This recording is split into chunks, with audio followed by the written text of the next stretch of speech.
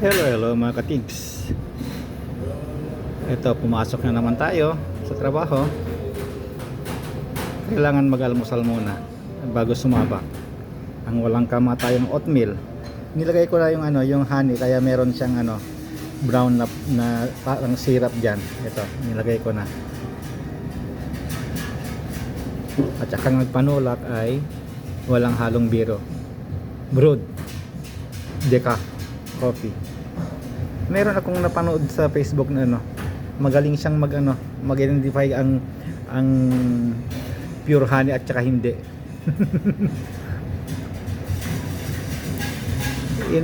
Binuhos niya ginanon nakita niya ito nga yan ang tagal malaglag. Kasi sabi niya hindi puro ito, sabi niya hindi pure ito.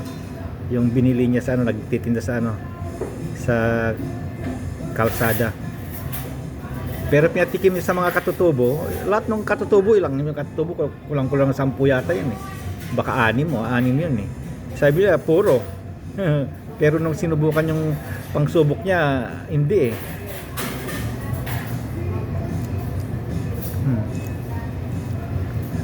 Okay, puro naman siguro yan.